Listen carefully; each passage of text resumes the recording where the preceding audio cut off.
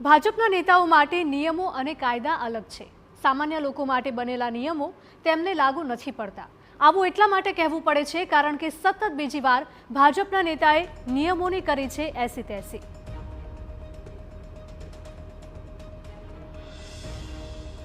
હજુ ઉધનામાં ભાજપના કાર્યકરે જાહેરમાં બર્થડે સેલિબ્રેશન કર્યાનો મુદ્દો શાંત નથી થયો। ત્યાં એક વધુ ભાજપના નેતાએ કર્યો છે જાહેરમાં તાઇફો। શનિવારે સુરતના ઉધનામાં વોર્ડ નંબર 24ના પ્રમુખે જાહેરમાં કેક કાપી, એટલું જ નહીં આતશબાજી પણ કરી। વિડીયો વાયરલ કર્યા બાદ આ વિવાદ થયો છે તો તેમણે બચાવ કર્યો હતો કે આ કાર્યકરોનો ઉત્સાહ હતો અને હવે ફરી ભાજપના કોર્પોરેટરે પણ સીન સપાટા કર્યા। હવે ભાજપના કોર્પોરેટર અમિતસિંહ રાજપૂતે પણ ફટાકડા ફોડ્યા અને નિયમો જાણે કે માત્ર સામાન્ય લોકો માટે જ હોય તેમ ઉજવણી કરી હતી।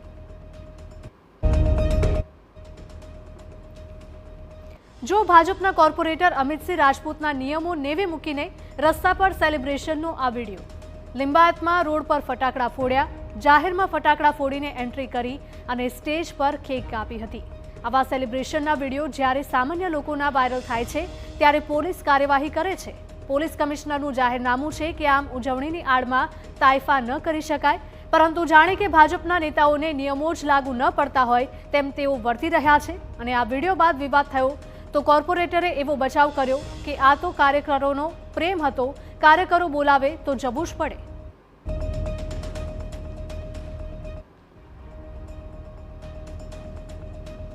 સુરત શહેરની અંદર એક પછી એક જાહેરમાં જન્મદિવસ ઉજવતાના જે વિડીયો વાયરલ થયા છે અને ત્યારે વધુ એક જે વિડીયો સામે આવ્યો છે તેને લઈને જે કોર્પોરેટર છે અમિતભાઈ, તેમની સાથે વાત કરીશું। અમિતભાઈ, આપનો એક વિડીયો વાયરલ થયો છે જાહેરમાં જન્મદિવસ ઉજવતા, શું કહેશો? The great Maratha group ward વિસ્તારના કાર્યકર્તાઓ દ્વારા આ જન્મદિવસ ઉજવણી કરવામાં આવી હતી।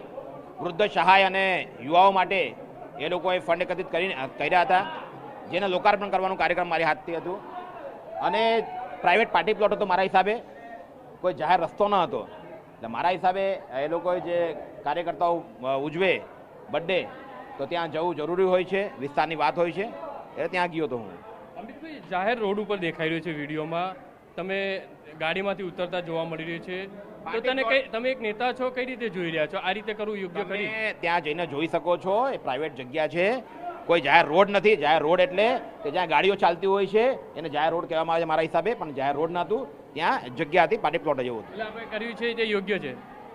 કાર્યકર્તાઓ મનાવતા બોલાવતા જવું જ પડે બલરાજભાઈ, તો જવું જ પડે। તો બી એટલે મતલબ યોગ્ય છે? મારા હિસાબે યોગ્ય છે કે નથી મને ખબર નથી, પણ ત્યાં કાર્યકર્તા મને બોલાવ્યું ત્યાં જવું પડે એવું હતું મારા હિસાબે। જે રીતે અમિતભાઈ રાજપૂત જે કોર્પોરેટર છે તે કહી રહ્યા છે કે જન્મદિવસનો જે વિડીયો છે તે જાહેર રોડ ઉપર નથી, એક પાર્ટી પ્લોટ છે તેમાં કરવામાં આવ્યો છે, એટલે આ રીતે આતશબાજી કરી અને સીન સપાટા કરવા તેમના માટે એ યોગ્ય લાગી રહે છે તેવું કહી રહ્યા છે। ત્યારે જોવાનું રહ્યું કે શિસ્ત તરીકે જે બીજેપી પાર્ટી જે માનવામાં આવી રહી છે અને કોર્પોરેટરો પોતાના જન્મદિવસ આ રીતે ઉજવે તે કેટલું યોગ્ય છે। સોશિયલ મીડિયાની અંદર એ લોકોનો એક આક્રોશ છે તે જોવા મળી રહ્યો છે। કેમેરામેન સંજય ચંડેલ સાથે બલદેવ સુથાર, TV9 સુરત। હવે સવાલ એ છે કે નેતાઓને સેલિબ્રેશનનું આવું ઘેલું લાગ્યું કેમ છે? શક્તિ પ્રદર્શન કરવામાં નેતાઓ નિયમો કેમ નેવે મૂકી રહ્યા છે? સવાલ એ પણ છે કે ટ્રાફિક સિગ્નલ તોડનારાને પકડીને સજા કરનારી પોલીસ આવા સેલિબ્રેશન કરનારા નેતાઓને કેમ છોડી દેવાય છે? ત્યારે જાહેર રસ્તાને પ્રજાની જાગીર સમજતા નેતાઓનો શું પોલીસ વરઘોડો કાઢશે કે કેમ? જો કે ભાજપના હોદ્દેદારોએ તો આ મામલે મૌન ધરી લીધું છે। શિસ્તબદ્ધ તરીકે ઓળખાતી બીજેપી પાર્ટીના કાર્યકર્તાઓ અને નેતાઓ જે વિડીયો જે વાયરલ થઈ રહ્યા છે તેને લઈને અનેક તર્ક વિતર્ક જે સર્જાઈ રહ્યા છે, કારણ કે સુરતની અંદર છેલ્લા 2 દિવસની અંદર 2 અલગ અલગ જન્મદિવસ ઉજવણી કરતા જે વિડીયો વાયરલ થયા છે, જ્યારે જાહેરનામાનો જે ભંગ છે ક્યાંક ને ક્યાંક કરવામાં આવતો હોય તે રીતના દ્રશ્યો સામે આવ્યા છે।